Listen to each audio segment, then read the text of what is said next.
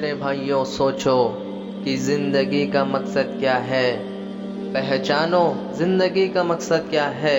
میرے بھائی زندگی کا پہلا مقصد ہے اللہ کو پہچانو، زندگی کا پہلا مقصد ہے اللہ کو پہچانو۔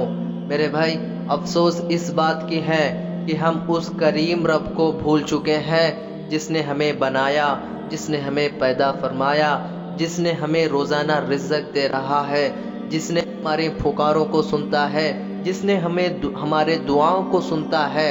اس رب کو بھول چکے ہیں، اس کریم رب کو بھول چکے ہیں۔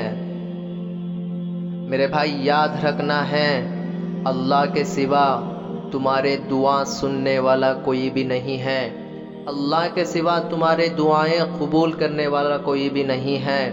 صرف دینے والا ہے، صرف اللہ ہے، دینے والا صرف اللہ ہے۔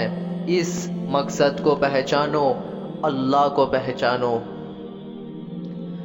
میرے بھائی سب سے بڑا گناہ ہے، سب سے بڑا گناہ ہے، جانتے ہو کہ سب سے بڑا گناہ کیا ہے؟ میرے بھائی سب سے بڑا گناہ ہے، سب سے بڑا کبیرہ گناہ شرک ہے۔ میرے بھائی شرک ہے۔ اللہ تعالیٰ قرآن میں فرماتے ہیں او میرے بندو شرک سے بچنا، میں ہر گناہ معاف کرنے والا ہوں لیکن شرک نہیں معاف کرنے والا ہوں، شرک سے بچنا، شرک سے بچنا۔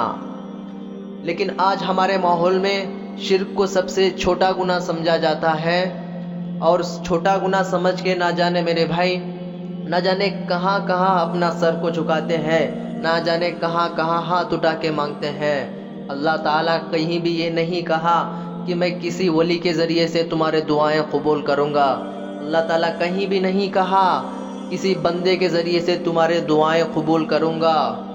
اللہ تعالیٰ کہہ رہے ہیں، اللہ تعالیٰ کہہ رہے ہیں جب بھی مانگنا ہے تو مجھ سے مانگو، جب بھی پکارنا ہے تو مجھ سے مانگو، میرے علاوہ تمہارے دعائیں، تمہارے پکارے سننے والا کوئی بھی نہیں ہے، میرے علاوہ تمہارے بیماریاں کو شفا عطا کرنے والا کوئی بھی نہیں ہے۔ اللہ تعالیٰ نے یہ فرماتے ہیں، لیکن اس اللہ، اس کریم رب کو چھوڑ کر، اس کریم رب کو چھوڑ چکے ہیں، اس رحم کرنے والے رب کو چھوڑ چکے ہیں، اللہ کو ناراض کر چکے ہیں۔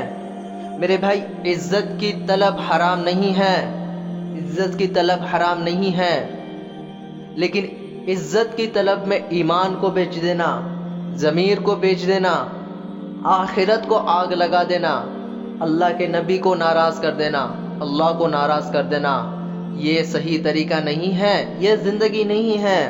زندگی کا مقصد اور کچھ ہے میرے بھائی، زندگی کا مقصد اور کچھ ہے۔ اس مقصد کو پہچانو۔ زندگی کا مقصد کیا ہے؟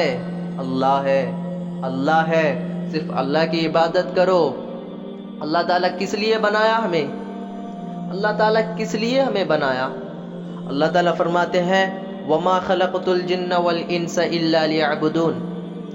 او میرے بندو میں انسان اور جنات کو اس لیے بنایا ہے، انسان اور جنات کو اس لیے بنایا ہے صرف میری عبادت کے لیے، صرف میری بندگی کے لیے۔